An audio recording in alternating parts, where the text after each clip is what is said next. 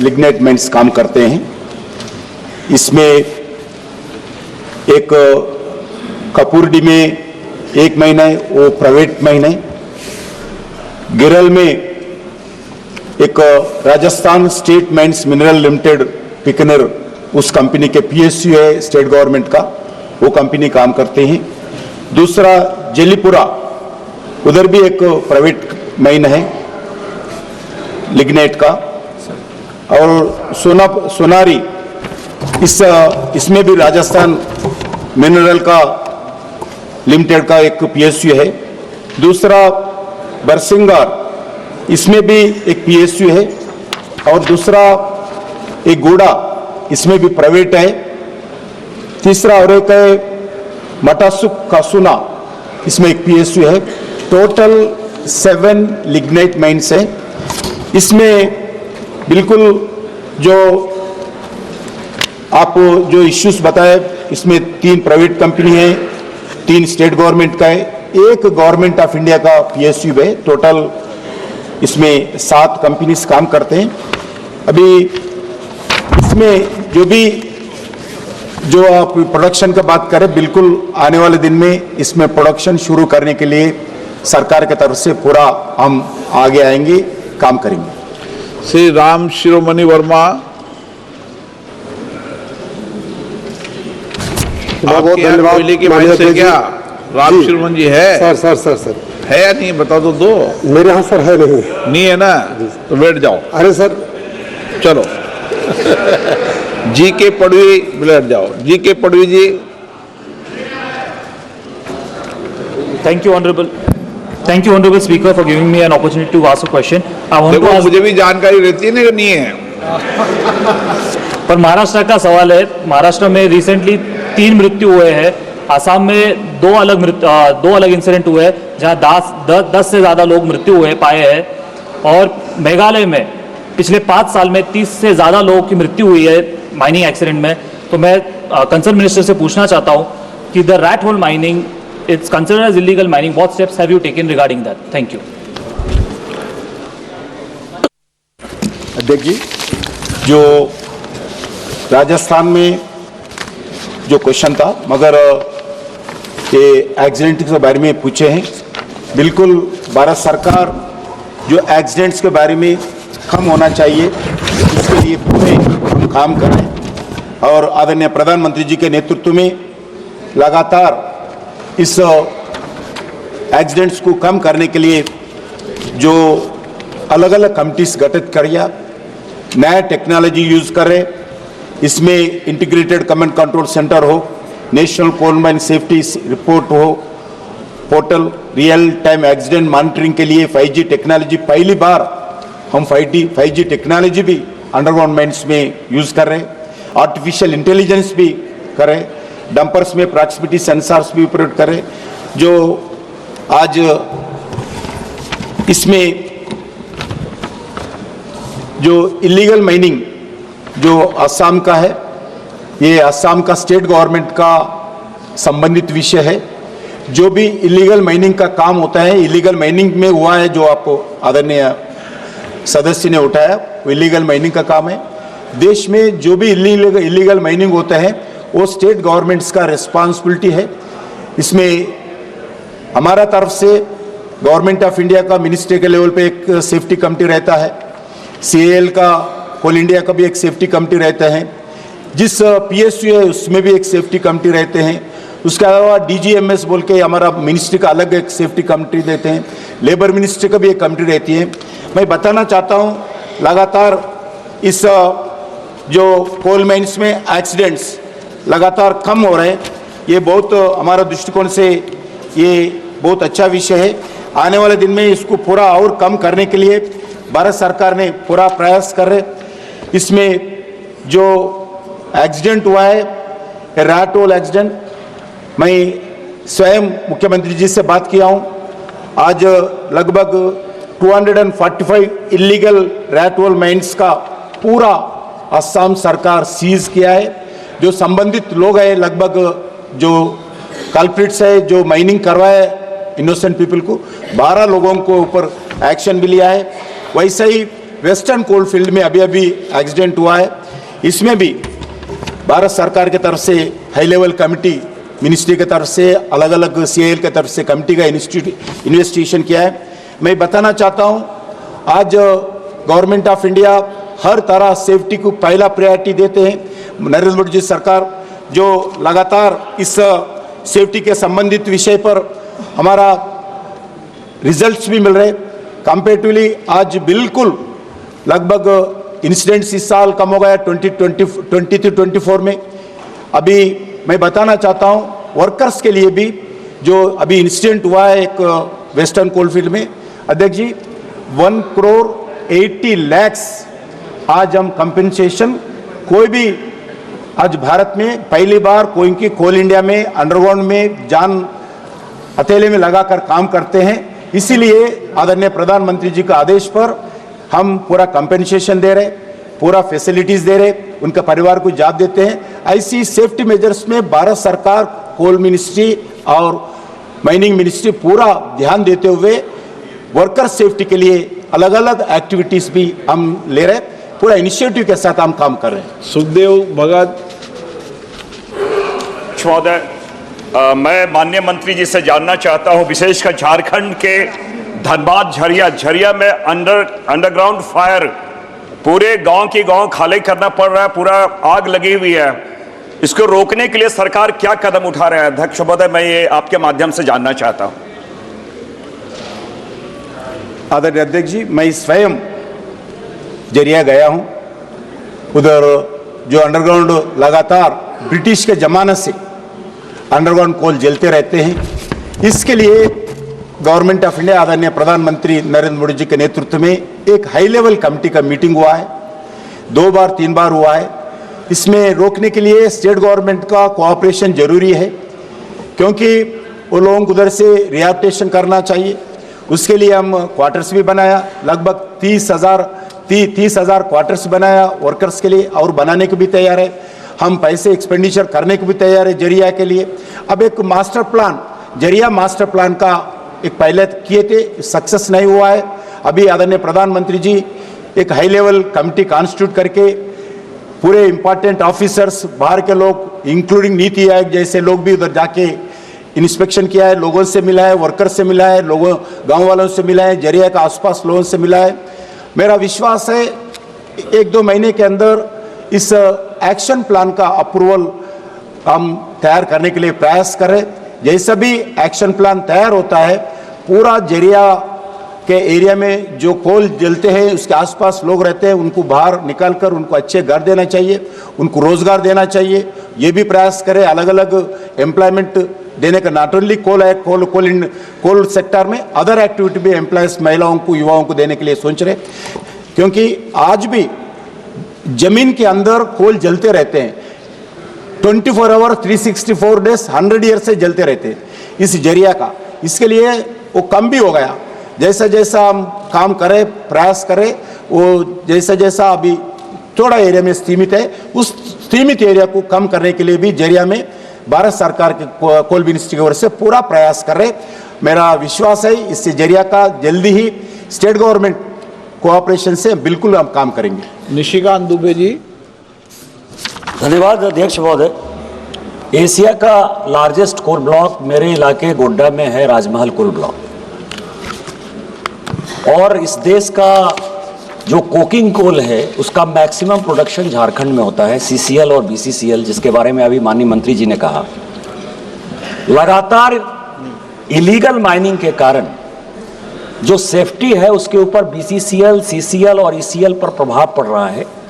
अभी भी NTPC के एक GM की डेथ हो गई, मार दिए गए, गोली मार दिए गए। इसी सदन के सदस्य हैं CM रमेश साहब, उनके परिवार की एक कंपनी है, उसके GM जो है उनकी हत्या हो गई। हमारे यहाँ पैनम कोल ब्लॉक है, उसकी हत्या हो गई। उसका कारण केवल ये है कि इलीगल माइनिंग होता है, सुरंग बन गया है, 2-2 किलोमीटर तक सुरंग बन गया है, जिसके कारण जो भी रोकने का प्रयास करते हैं उसमें सेफ्टी पर असर पड़ता है, लोग मरते हैं। हमारे यहाँ 18 लोग मरे सर, केवल इसी इलीगल माइनिंग के कारण। मेरा आपके माध्यम से भारत सरकार से ये प्रश्न है कि CCL, BCCL और ECL में इस तरह के जो सुरंग बने हैं और जो सेफ्टी पर सबसे ज़्यादा असर देते हैं, और राज्य सरकार उसके ऊपर सहयोग नहीं कर रहा है, उसके बारे में भारत सरकार क्या सोचे? जी, अभी अभी आदरणीय संसद जो पूछे हैं पहले ही मैं बता चुका हूं, इसमें इलीगल माइनिंग रोकने का काम, इस कोल माफिया को रोकने का काम स्टेट गवर्नमेंट का होते हैं, स्टेट पुलिस का होता है। उनका बिना कोऑपरेशन का इस काम को सफल नहीं हो सकता है। झारखंड में बहुत सालों से लगातार 50 सालों से इलीगल माइनिंग का एक्टिविटी होता है। इसको रोकने के लिए ये स्टेट सब्जेक्ट है, इस रोकने के लिए मैं स्वयं जाकर अभी चुनाव होने के बाद झारखंड का मुख्यमंत्री हेमंत जी से, आदरणीय हेमंत जी से मैं स्वयं जाके मीटिंग किया हूँ। इलीगल माइनिंग कैसा रोकना चाहिए, मैं जाके मीटिंग किया हूँ। मैं बताना चाहता हूँ, जो इलीगल माइनिंग रोकने के लिए स्टेट गवर्नमेंट्स पूरे आगे आना चाहिए। अलग अलग प्रांतों में कुछ जगह इलीगल माइनिंग होते हैं, माफिया भी। रिसेंटली एक एनटीपीसी अधिकारी को इलीगल माइनिंग करने वाले माफिया हत्या किया है। बहुत मैं निंदा करता हूं इस साधन के द्वारा। इसमें गवर्नमेंट ऑफ इंडिया की तरफ से आदरणीय मोदी के नेतृत्व में हम जीरो टॉलरेंस इस वायलेंस के खिलाफ हम स्टैंड लिया है। जो भी वायलेंस करते हैं माइनिंग एरिया में, बिल्कुल भारत सरकार की ओर से, स्टेट गवर्नमेंट की तरफ से बिल्कुल एक्शन होना चाहिए। और दूसरा, ये 100% हम भारत सरकार विषय पर ध्यान देता हूं। अध्यक्ष जी अभी बताए, भारत अभी कोल सेक्टर में ये लार्जेस्ट रिजर्व्स दुनिया में, जब हम भारत है कोल में 5th लार्जेस्ट रिजर्व्स आज भारत में है। और चाइना को छोड़े तो, चाइना को बाजू रखे तो इंडिया ये नंबर 1 कंज्यूमर है, नंबर 1 प्रोड्यूसर भी है, coal producer. India is a number 1 in the world other than China, number 1 consumer other than China. वैसा ही दुनिया का सबसे सेकंड लार्जेस्ट कोल माइन आज गेवारा आज भारत में है। इसीलिए कोल सेक्टर में भारत सरकार मोदी जी के नेतृत्व में लगातार आगे बढ़ रहे, क्योंकि आपको मालूम है 2014 से पहले पावर सेक्टर का शॉर्टेज होता था। आज पावर सेक्टर लगभग 72% लेके 74% थर्मल पावर से पावर जनरेट होता है। ये पावर जनरेट के लिए कोल उपयोग होता है। ये कोल सप्लाई प्रोडक्शन ठीक करने के कारण, जो अलग अलग रिफॉर्म्स लाने के कारण आज कोल सेक्टर के अंदर जितना कोल चाहिए उतना प्रोडक्शन भारत सरकार निकल रहा है। इसके कारण पावर शॉर्टेज भी है। क्वेश्चन नंबर 182 सुश्री महुआ मोइत्रा। श्रीमती माननीय मंत्री जी। It is laid on the table of the House, sir. Shrimati Smita उदय बाग। मैं प्रश्न पूछना चाहती हूँ कि राष्ट्रीय खाद्य सुरक्षा अधिनियम के तहत अंत्योदय अन्न योजना राशन कार्ड धारकों को प्रत्येक माह 35 किलोग्राम खाद्यान्न उपलब्ध कराया जाता है। क्या सरकार यह स्पष्ट कर सकती है कि यह सुविधा एकल सदस्य वाले राशन कार्ड धारकों को दी जा रही है या 2 सदस्य वाले राशन कार्ड धारकों को दी जाती है? इसके तहत लक्षित लाभार्थियों को सही तरीके से राशन पहुंचाने के लिए क्या सरकार ने अन्य विभागों को या मंत्रालयों के साथ डेटा एकीकरण की दिशा में कोई प्रयास किया है? यदि हाँ, तो अब तक क्या प्रगति हुई है? सर, जहां तक सवाल है एक मेंबर फैमिली का, 2 मेंबर फैमिली का अंत्योदय अन्न योजना के द्वारा जो हम राशन देते हैं, अंत्योदय अन्न योजना में हम 35 किलो देते हैं, 35 kgs। कभी कभी क्या होता है, एक मेंबर के फैमिली में 35 kg पहुंचता है और कभी कभी 2 मेंबर के फैमिली में भी 35 kg पहुंचते हैं। तो इसीलिए आज के दिन में single member AAY ration card 30,63,000 है। Single member ration card having beneficiaries below 18 years, 18 वर्ष से कम, वो 2,11,000 है। और बेनिफिशियरीज साइलेंट रेशन कार्ड का मीन्स वो रेशन खरीदते ही नहीं है, ऐसे 2.2 करोड़ है। और डुप्लीकेट जो है, डुप्लीकेट जो माना गया है वो तो 30.06 लाख है। डिसीज्ड बेनिफिशियरीज मीन जो गुजर चुके हैं, मर गए हैं, ऐसे लोग हैं 34.12 लाख 34.12 लाख मीन्स वो आधार कार्ड के हिसाब से UDAI के आधार पर वो गुजर गए हैं। ऐसे बहुत बड़ी मात्रा में ये संख्या है। हमने स्टेट गवर्नमेंट को लगातार गाइडेंस आदेश देते रहते हैं, इसको ठीक तरह से सर्वे करके एग्जामिन करके जो एलिजिबल है, जो रियली उनको मिलना चाहिए, ऐसे लोगों को आइडेंटिफाई करके इसमें एडिशन और डिलीशन करना चाहिए। ये राज्य सरकारों का काम है, राज्य सरकार को हम बार बार लिखते रहते हैं। सुश्री परिणीति शिंदे। महोदय, मैं ये पूछना चाहती हूँ आदरणीय मंत्री महोदय से कि ये फूड सिक्योरिटी एक्ट के तहत जो राशन मिलता है वो यूपीए सरकार की फ्लैगशिप स्कीम थी, जो आदरणीय सोनिया गांधी जी ने जिसके पीछे ब्रेन चाइल्ड थी। महाराष्ट्र को जो रेशन का इष्टांक है जो मिलना चाहिए वो मिल नहीं रहा है। पिछले 10 सालों से जब से सरकार बदली है तब से महाराष्ट्र पे अन्याय किया गया है। ना शोलापुर में प्राप्त हुआ है, ना किसी अन्य डिस्ट्रिक्ट में प्राप्त हुआ है। मैं ये पूछना चाहती हूँ कि जो लोग जिनके बायोमेट्रिक नहीं होता है, जिनके थंब नहीं आते हैं, जैसे हमारे यहाँ बहुत से बीड़ी कामगार हैं, उनके यहाँ पे छाले हैं, या किसान है, किसानों के बायोमेट्रिक्स हो नहीं पाते हैं, तो इनको राशन नहीं मिल रहा है। तो क्या आप ऑफलाइन राशन देने की आप प्रावधान करने वाले हैं? ये मेरा पहला सवाल है। और जो फूड सिक्योरिटी के अंतर्गत कवर्ड नहीं है उनको भी ये लागू नहीं हो रहा है। बहुत से लोगों को आज ऑलमोस्ट 40 to 50% लोगों को अनाज फूड सिक्योरिटी के अंतर्गत नहीं प्राप्त हो रहा, और महाराष्ट्र को आप जो इष्टांक है जो नहीं प्राप्त हुआ है पिछले 10 सालों से, वो आप कब देंगे? और जो जिनके बायोमेट्रिक्स नहीं हो पा रहे हैं, क्या आप उनको रेशन देंगे? धन्यवाद सर। एक तो प्रश्न है ई श्रम पोर्टल का जो सुप्रीम कोर्ट ऑर्डर दिया गया है उसके बारे में है, संबंधित नहीं है। ये ई श्रमिक पोर्टल जो गवर्नमेंट ऑफ इंडिया ने बनाया उसका ई श्रमिक पोर्टल है? नहीं सर, ई श्रम पोर्टल का जो रजिस्ट्रेशन हुआ था वो ई श्रमिक पोर्टल है ना? जी जी, वही है सर। आप दोबारा राज्य सरकारों को गाइडलाइन दें, अभी राज्य सरकार इस गाइडलाइन को मान नहीं रही है। सर, ये ई श्रम पोर्टल का सुप्रीम कोर्ट ने जो आदेश दिया है, वो सुप्रीम कोर्ट का आदेश के अनुसार हमने सर्वे करने के लिए सभी राज्यों को कहा है।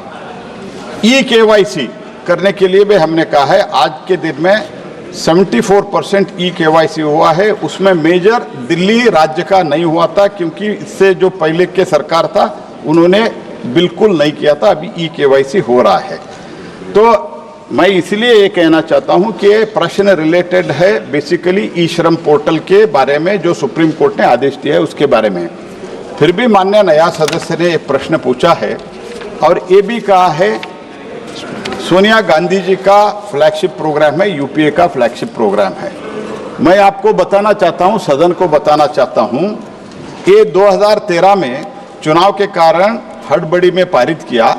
जो भी राज्य NFSA में आया वो 2014 के बाद उन लोगों ने MOU साइन किया है, और माननीय प्रधानमंत्री मोदी जी आने के बाद after Shri prime minister Modi assuming the charge, हमने पूरा फ्री राशन दे रहा है 81 करोड़ लोगों को, 81 करोड़ लोगों को फ्री दे रहा है।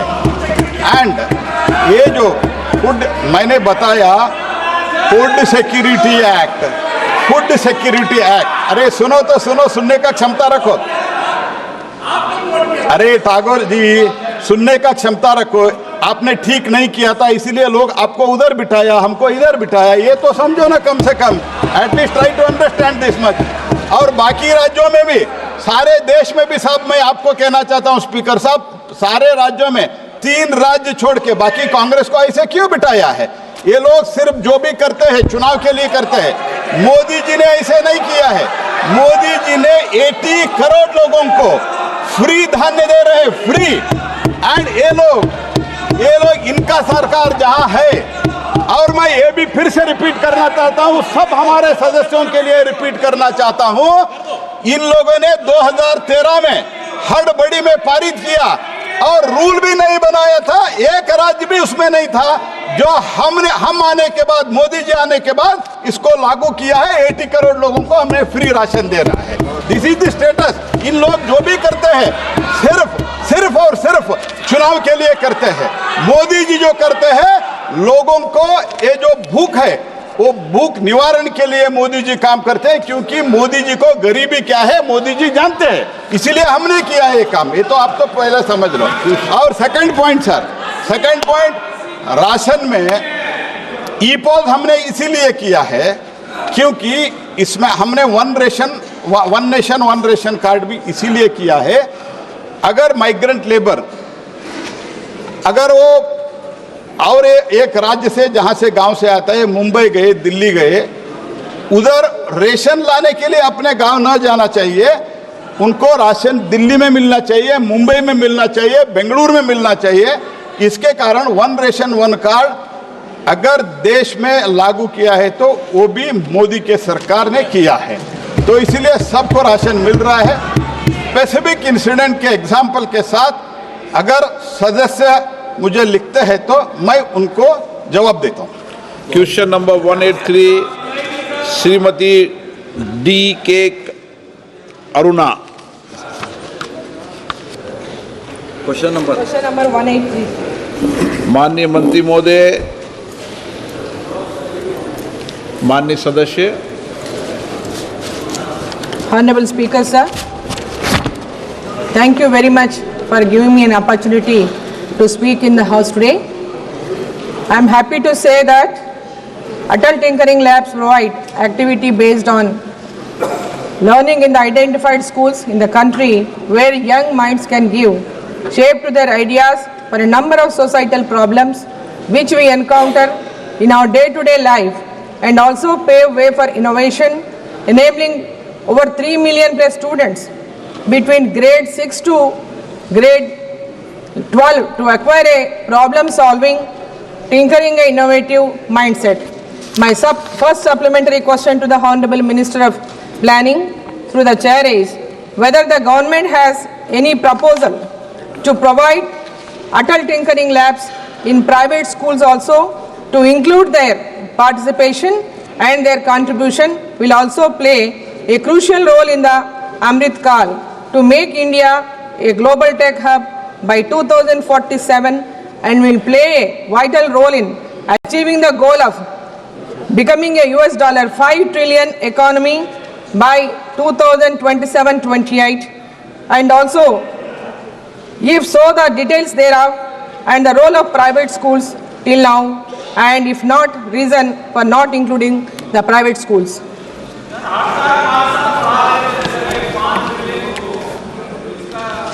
स्पीकर सर, ये सन 16-17 के अंदर प्रधानमंत्री के दिमाग की उपज थी।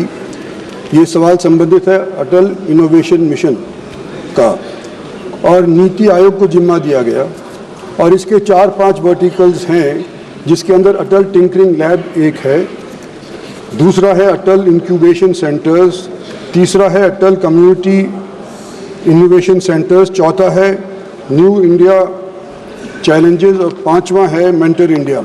तो उसके अंदर जो 10,000 स्कूल्स के अंदर अटल टिंकरिंग लैब्स हमने बनानी थी, वो नीति आयोग ने 2024 तक मुकम्मल कर दी।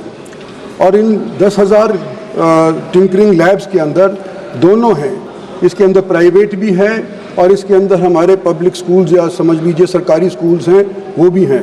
संख्या के तौर पे एग्जैक्टली मैं नहीं बता सकता, लेकिन 2/3 सरकारी स्कूल्स हैं और 1/3 प्राइवेट स्कूल हैं। हाल ही के अंदर इस बजट सेशन के दौरान इन 10,000 टिंकरिंग लैब को बढ़ा करके कैबिनेट ने ये निर्णय लिया कि इनको 50,000 टिंकरिंग लैब देश के अंदर बनानी चाहिए।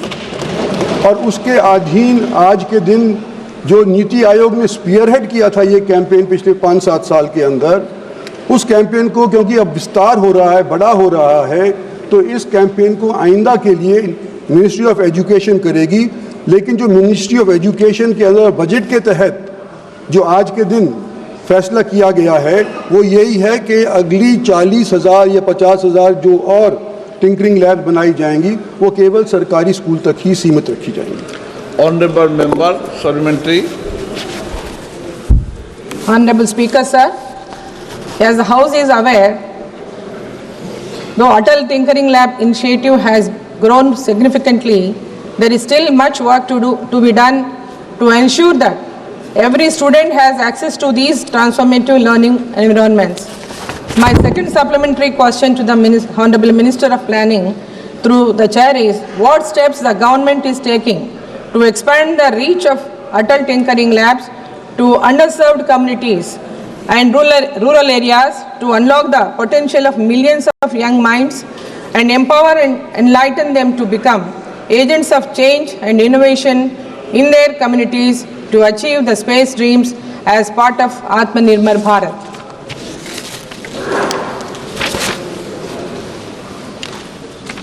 सर, जो हमारे देश के एस्पिरेशनल डिस्ट्रिक्ट्स हैं, हिली एरियाज़ हैं, रिमोट एरियाज़ हैं, वहाँ पर भी ये इनोवेशन की स्पिरिट लागू करने के लिए एक वर्टिकल जिसका मैंने जिक्र किया था वो है अटल कम्युनिटी इनोवेशन सेंटर्स। और ये अटल कम्युनिटी इनोवेशन सेंटर्स हमने कुल मिलाकर के 50 स्थापित करने थे, जो अभी तक हमने 14 कर पाए हैं, और इसके अंदर आने वाले समय के अंदर इसका विस्तार किया जाएगा। जब ये 50,000 नए अटल टिंकरिंग लैब बनाए जाएंगे, इसका भी विस्तार किया जाएगा। और जो रिमोट एरियाज़ के अंदर जिनको इनोवेशन का नहीं पता, जिनको एसडीजी गोल्स का नहीं पता, उसके तहत कैसे डेवलपमेंट हो सकती है, उस क्षेत्रों के अंदर ये एक वर्टिकल है जो उनकी बात को सुनेगा, उसके ऊपर अमल करने का प्रयास करेगा। मैं समझता हूँ इससे माननीय सदस्य को तसल्ली हो जानी चाहिए। श्री राजीव राय।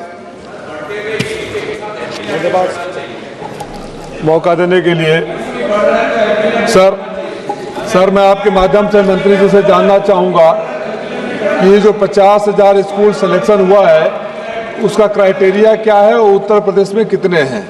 मेरा दूसरा एक सुझाव है सर, शिक्षा प्रोफेशन से जुड़ा होने की वजह से और आपका आशीर्वाद से शिक्षा की कमेटी में रहने से कि एक बहुत बड़ी अच्छी योजना है, अच्छी योजनाओं की तारीफ भी करनी चाहिए। क्या सरकार इस बात पर विचार करेगी कि सीबीएसई के माध्यम से कम केंद्र सरकार के सीबीएसई बोर्ड के माध्यम से ये कंपलसरी एक सब्जेक्ट के रूप में टीचिंग में लागू कर दिया जाए, क्योंकि टैलेंट हंट और हर पैमाने पर होना चाहिए, असेसमेंट होना चाहिए और जो बच्चे अच्छे से पढ़ें उनको आगे बढ़ने का मौका दिया जाना चाहिए। मेरा पहला सवाल उत्तर प्रदेश में कितने हैं, और दूसरा क्या सीबीएसई के माध्यम से सारे स्कूलों में कंपलसरी लागू करने पर विचार करेगी।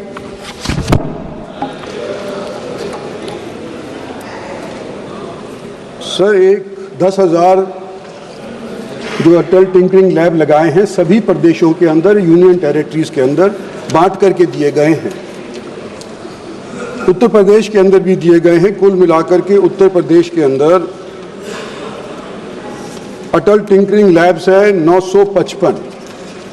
इसके ऊपर जो खर्चा हुआ है वो कुल मिलाकर के 137.12 करोड़ रुपया खर्च हुआ है। जो सिलेक्शन होता है सर, ये एक ट्रांसपेरेंट तरीके से किया जाता है और आने वाले समय के अंदर भी इसी तरह से ही सिलेक्शन किया जाएगा। इसके अंदर स्कूल के अंदर कौन सी चीज़ पढ़ाई जाती है, कौन सी चीज़ पढ़ाई नहीं जाती, आने वाले समय के अंदर ये मिनिस्ट्री ऑफ एजुकेशन के ऊपर जाने वाला है। अभी तक तो बीएससी के तौर के ऊपर नहीं किया गया था। आइंदा जो फैसला कैबिनेट करेगी या मिनिस्ट्री ऑफ एजुकेशन करेगी, सो उसके हिसाब से इसको आगे बढ़ाया जाएगा।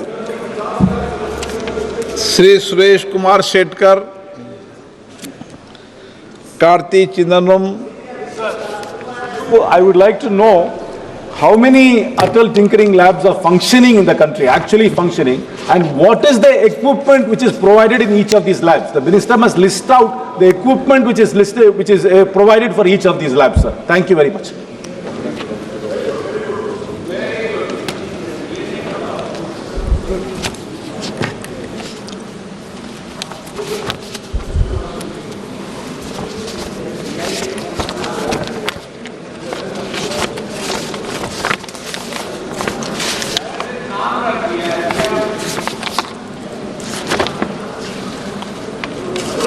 Sir, I have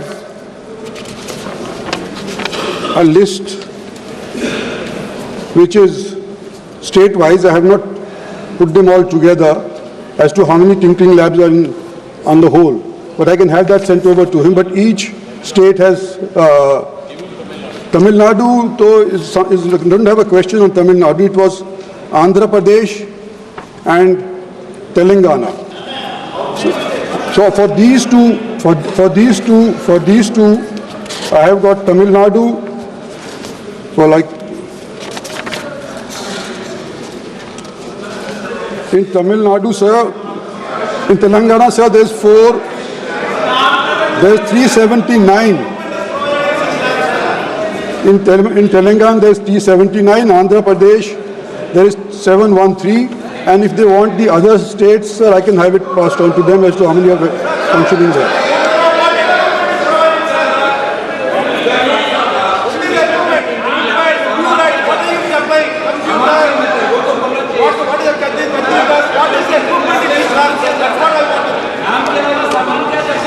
Question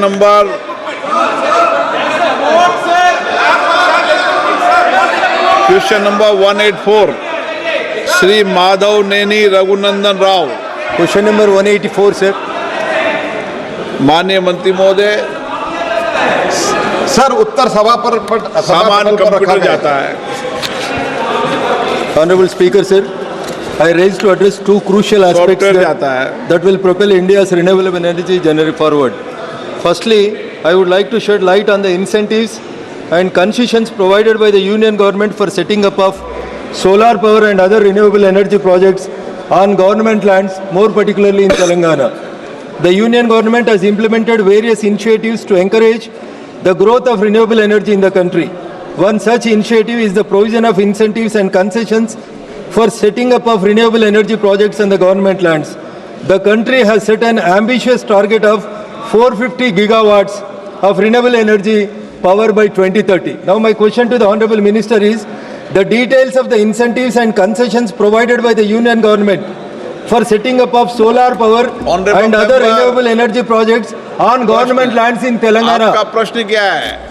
Sir, the details of the incentives and concessions provided by the Union government for setting up of solar power and other renewable energy projects on government lands, more particularly in Telangana. Okay. Sir, we are providing fund for the solar parks. That is not on the specifically on the government land, but for the solar park, PM Kusum. PM Kusum is for the farmers, where they will get subsidy. In some of the cases 30%, in some of the states where the special category say it's 50%, they will get subsidy. And in PM Surya Ghar, for 3 kilowatt, they will get 78,000. And in the PM Kusum, there are 3 components, and in the various components, there are different types of the subsidies. So overall, it is not on the government land. For the overall the development of the renewable energy in the country, after Prime Minister Shri Modi took over, in the entire country, the solar power which was generated in 2014, it was 2.83 gigawatt before Shri Modi could come. And in last 10 years, I am very happy to announce that in this house, yesterday I announced in the other house also, from 2.83 gigawatt in 2014, today we have reached 100 gigawatt of solar power in the country. And overall 75 gigawatt energy was generated in 2014 from the non-fossil fuel. Today we are generating 222 gigawatt. This is what we have done, and modules, cells, wafers, ingots, all such, even polysilicon, we are trying to make it manufacture it domestically. But as far as particularly state of Telangana is concerned, I can only say some of these schemes are demand driven. If Telangana government if whatever the already sanctioned we have given to them, if they work on that, always Government of India is ready to support, irrespective of the party which is ruling there. But of the some of the state government, in spite of our repeated reminders, including Telangana, they are not working and they are not making use of the Government of India schemes. Honorable Speaker, sir, are there any other benefits such as low interest loans or grants available to support the growth of renewable energy in Telangana? And also, I request the Honorable Minister to provide detailed information about the subsidies, tax breaks and other benefits offered to encourage investment in the renewable energy sector. I believe that these details will help the investors make informed decisions and support the country's renewable energy goals. Thank you, Honorable Speaker, sir. Sir, as I have told, PM Kusum, as far as Telangana is concerned, it is a progress-driven scheme, and even the PM Suryaghar Muft Bijli Yojana, that's also, it is a demand-driven scheme. We are continuously receiving demand from the state based on their implementation. During September 2023, based on the request of Telangana, the state implementing agency was changed. For that also we accepted. In October 2024, we requested all state implementing agencies, including TGREDCO, to implement the scheme and sign the pending PPAs on 31st December 2024. Now, so far, no PPAs have been signed by the Telangana government. And under component A, Telangana was allocated 500 megawatt in January 21. No progress was shown, either this government or the government which was before there to this government. And 4,000 megawatt was sanctioned to the TGREDOC in June 2024. Since there was no progress, 3,000 megawatt was cancelled after 6 months, because absolutely कोई भी कुछ भी नहीं हुआ था. And EOI was issued in January. No information on bids on LOAs. In February 2025, Telangana requested for the use of the government land and the inclusion of self-help groups under the component A in PM Kusum. PM Kusum is for the PM Kusum means PM Kisan Urja Suraksha even Uttan Maha Abhiyan means PM Kisan Urja Suraksha means he should always get electricity. In the majority of the states, all what we all know that as a member of parliament, because we deal with the people, we meet the people. In the majority of the states, रात में बिजली supply होता है for the irrigation purpose to the farmers. इसलिए प्रधानमंत्री जी इन लोगों को दिन में बिजली मिलना चाहिए, ये सोच के हमने पीएम किसान शुरू किया. और पीएम किसान के साथ इसमें फार्मर्स का, किसान का उत्थान भी है. इसीलिए ये पीएम कुसुम का प्रोजेक्ट जो होता है वो फार्मर्स के लैंड, किसान के लैंड पर ही करना है. Keeping that in mind, we have advised Telangana not to use government land for the PM Kusum. That if they adhere to the guideline and if they do the progress, if they sign the PPAs, then government and India is ready to support, because the Prime Minister has given me the target that by 2030 we should, sir, बहुत important है sir, by 2030 we should achieve 500 gigawatt. Today I would like to announce, let all the members hear this. Today let me announce that India is the third largest producer of the renewable energy in the entire world. Sir, we are moving, we are marching fast. So irrespective of the party which is ruling in the respective states, we want to support that. Only thing is, they have to perform, PPA should be there, and PPA should be signed. All such things are done. Government of India is always ready to support. But so far as Telangana, specifically you are asking, progress is very low. I request all the members from this side and that side of the Telangana to pursue the Telangana government to kindly do the progress.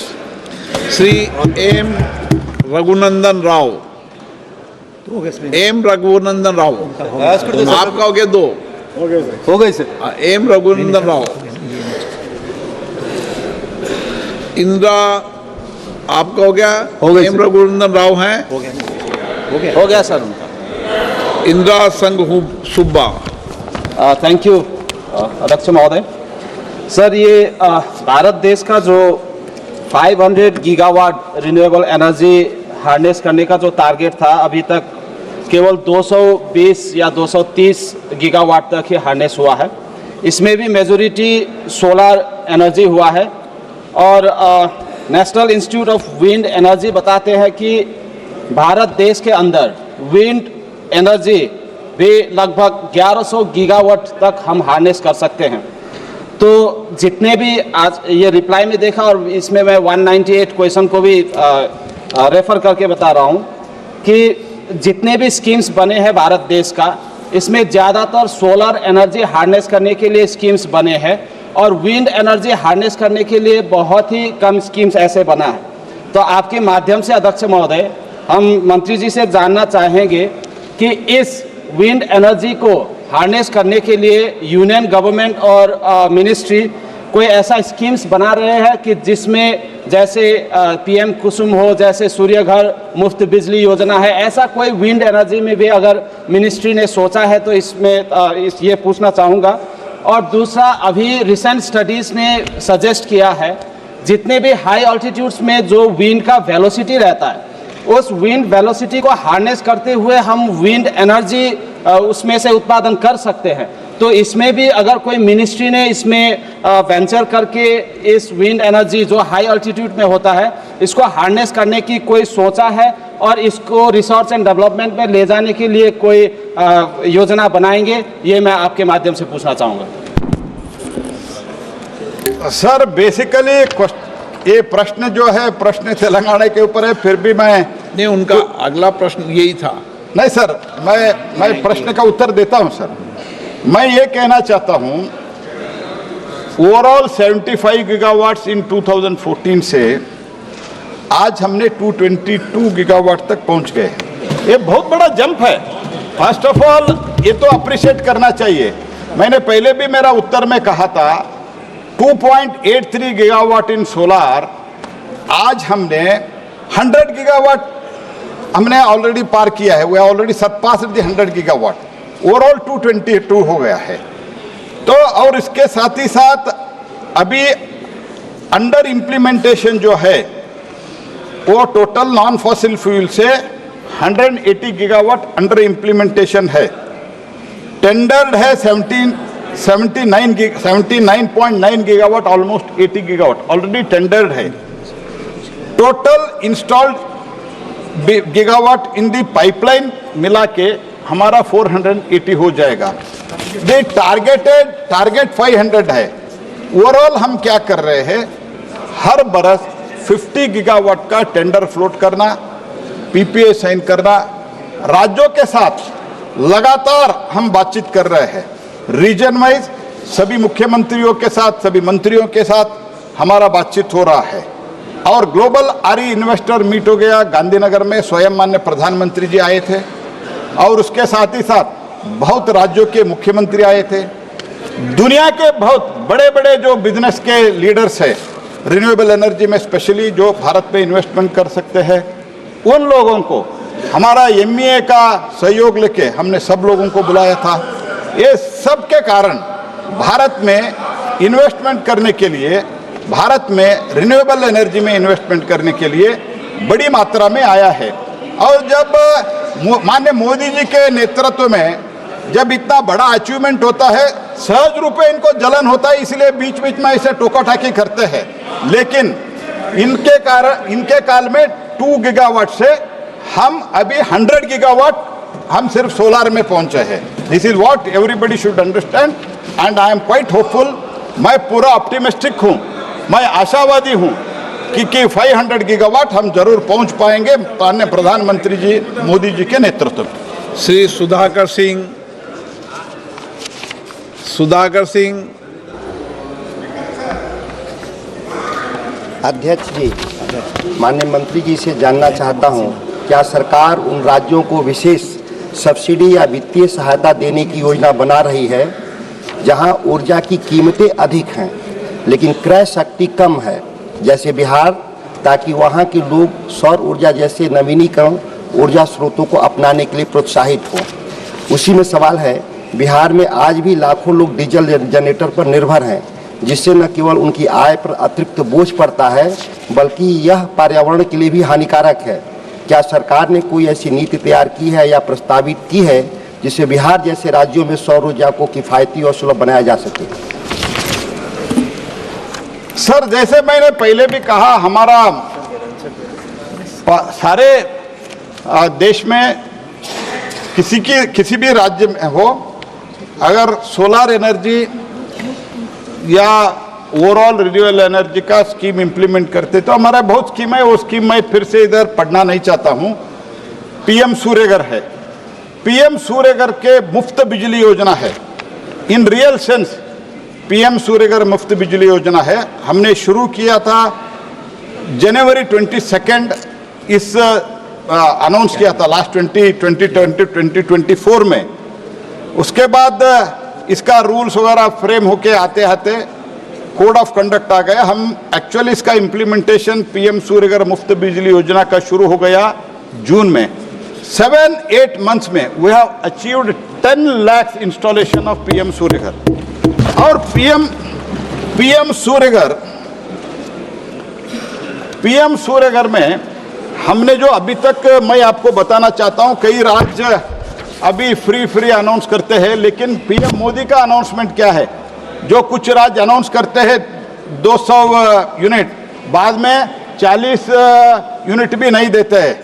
तो लेकिन भारत सरकार के मोदी का योजना कैसा है? Sustainable हमने free देते हैं। नॉट ओनली फ्री, हमने जो अभी 300 किलोवाट अगर देते हैं तो 78,000 रुपीज हम पीएम सूर्यघर मुफ्त बिजली योजना में सब्सिडी देते हैं। बहुत लंबा समय हो जाएगा। सब्सिडी देते हैं, उसके कारण ये 25 ईयर्स तक फ्री होता है सर। और 25 ईयर्स के बाद 15 लाख फिक्स्ड डिपॉजिट होता है इसी स्कीम में। नॉट ओनली फ्री, आप लोग पैसा भी इसमें अर्न करते हैं। उसके साथ ही साथ अंडर कंपोनेंट सी बिहार के लिए हम 70,000 पंप अलॉकेट किया है, उसका उपयोग करते हैं तो बिहार में भी अन्नदाता, ऊर्जादाता भी बनेगा। मनीष तिवारी जी। अध्यक्ष जी, आपका बहुत बहुत धन्यवाद। अध्यक्ष जी, सामरिक सुरक्षा और ऊर्जा सुरक्षा में समन्वय बनाना बहुत ज़रूरी है। खावड़ा में एक बहुत बड़ी रिन्यूएबल एनर्जी की फैसिलिटी लग रही है। वो जो फैसिलिटी है वो भारत पाकिस्तान की जो सरहद है उसके 1 किलोमीटर तक जाएगी। अब जो राष्ट्रीय सुरक्षा के प्रोटोकॉल है वो ये कहते हैं कि बॉर्डर के 10 किलोमीटर तक कोई बड़ा इंफ्रास्ट्रक्चर का प्रोजेक्ट नहीं लग सकता। मैं माननीय मंत्री जी से ये पूछना चाहता हूं, क्या ये जो खावड़ा में प्रोजेक्ट लग रहा है इसको लगाने के लिए जो राष्ट्रीय सुरक्षा के प्रोटोकॉल हैं उनको रिलैक्स किया गया है?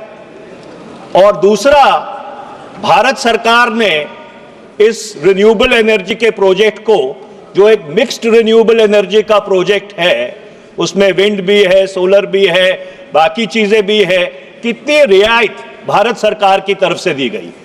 माननीय मंत्री जी। सर, हम ये चाहते हैं कि देश में रिन्यूएबल एनर्जी जनरेट हो। उसके लिए हमने खावड़ा का भी, जिन्होंने ऐसे तो प्रश्न तो इसके संबंधित नहीं है, अनरिलेटेड है, फिर भी मैं इनको कहना चाहता हूं, जब भी प्रोजेक्ट का अनुमोदन देते हैं, राज्य, केंद्र और बाकी लोकल जो संबंधित जो भी अनुमति लेना है, क्लियरेंसेस लेना है, लाइसेंस लेना है, वो सभी विभागों से लेके ही करते हैं। 186 Shri Balashowry Vallabhaneni. Question number 186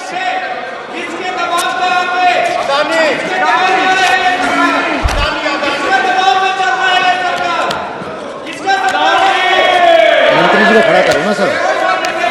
Viplav question number 185 Shri Viplav Kumar Deb. My question number 185. उत्तर सभापति पर। मेरे पहला सप्लीमेंट्री क्वेश्चन है, माइनिंग सेक्टर में ऑक्शन के बाद राज्यों को क्या लाभ हुआ, मंत्री जी इसके बारे में बताएं। माननीय मंत्री जी, आपने वादा किया, कमिटमेंट किया, क्वेश्चन आवर डिस्टर्ब नहीं करेंगे। अध्यक्ष जी, ये क्यों कर रहे हैं सर? आज नरेंद्र मोदी जी सरकार 2014 में सत्ता में आने के बाद माइनिंग सेक्टर में, कोल सेक्टर में ट्रांसपेरेंसी लाने के लिए प्रयास किया है। पूरे जितने भी माइनिंग से एक्टिविटी होते हैं उस एक्शन के द्वारा ब्लॉक सम और प्राइवेट सेक्टर का हो, पीएसयूज का भी हो, स्टेट गवर्नमेंट का पीएसयूज उनको देते हैं। आज तक इसके कारण स्टेट गवर्नमेंट्स को, मैं बताना चाहता हूं, स्टेट गवर्नमेंट्स को नरेंद्र मोदी जी सत्ता संभालने के बाद लगभग 6 लाख करोड़ रुपए स्टेट गवर्नमेंट्स को रेवेन्यू मिला है। और रॉयल्टी भी हो, एक्शन प्रीमियम भी हो, डीएमएफ भी हो। आज जो माइनिंग मिनिस्ट्री के द्वारा स्टेट गवर्नमेंट को लाभ मिलता है। सभी मान्य सदस्यों को प्रश्न बोलने का मौका दिया, माननीय मंत्री जवाब दे दिया। कुछ सभी एजेंसियों से उन स्टेट्स में कुछ माइंस का एक्शन नहीं आ रहा है, उसमें भी आना चाहिए। स्टेट गवर्नमेंट से मिलकर आज हमारा जो मूलभूत क्वेश्चन है, ये इसके लिए भी हम आने वाले दिन में और पीएमयू के साथ और क्लोजली स्टेट गवर्नमेंट के साथ मिलकर काम करने वाला है। कोल सेक्टर में और हम रिफॉर्म्स लाएंगे और माइनिंग सेक्टर में रिफॉर्म्स लाएंगे। जो एक्शन किया गया उसको पीएमयू के द्वारा स्टेट गवर्नमेंट को लाभ देने के लिए रेवेन्यू नहीं, ऑपरेशनलाइजेशन होना चाहिए, पूरा क्लियरेंसेस लेना चाहिए। सभी क्लियरेंसेस लेने के लिए हमारा पीएमयू जो गठित किया गया